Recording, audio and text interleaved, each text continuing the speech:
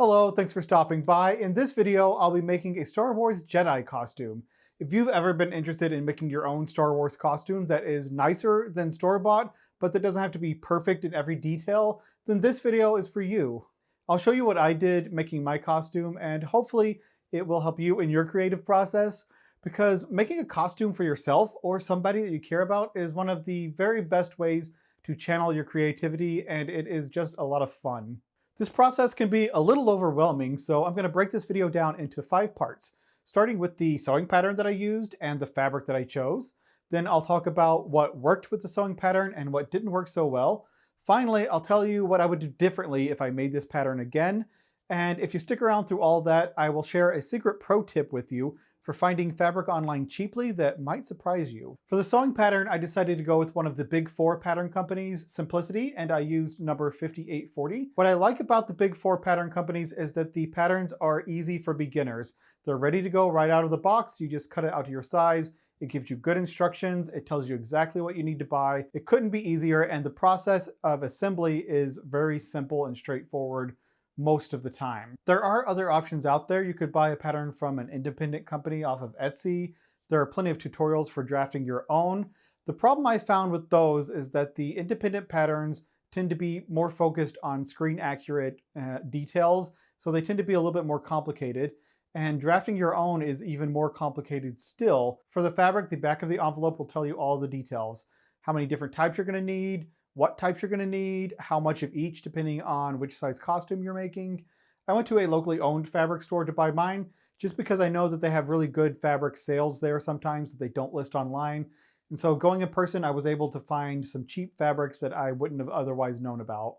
For this Jedi costume, you're going to need fabric for the tunic and the dicky, the shoulder armor and the belt, and then the robes. For the tunic and the dicky, I found this reflective beige poly fabric, and I chose to contrast that with this brown linen rayon blend for the shoulder armor and the belt. And finally, for the robes, I used this really gorgeous dark blue linen that has silver metallic threads interwoven into it, so it has a little bit of reflectiveness. This is the part of the project where you really get to let your creativity shine, so have fun, but make sure that you are using the right fabric for the project. If you're unsure, ask somebody at your fabric store, ask online at like R Sewing on Reddit, maybe find a Facebook group.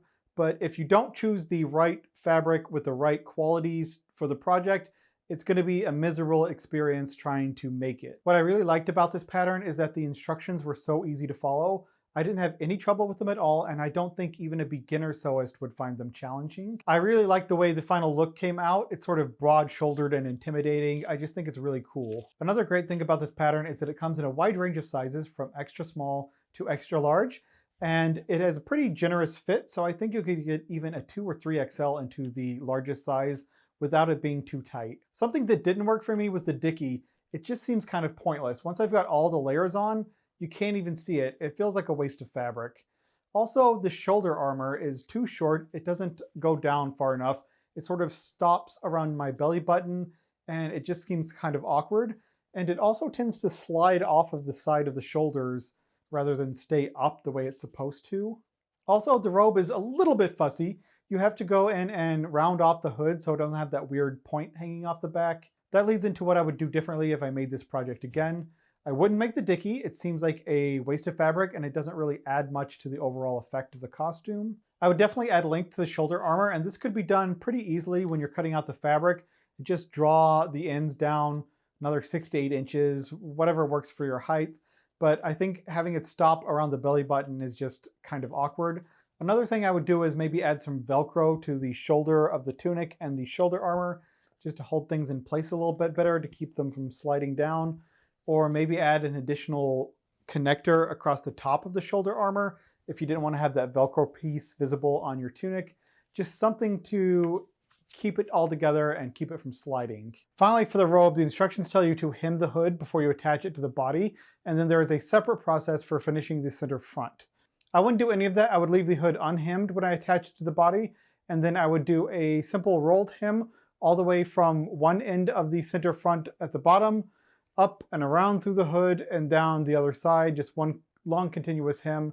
I think that would be simplest. If you've watched to this point and you're interested in making your own costume, One of the biggest problems that you're going to run into is finding fabric that you can afford.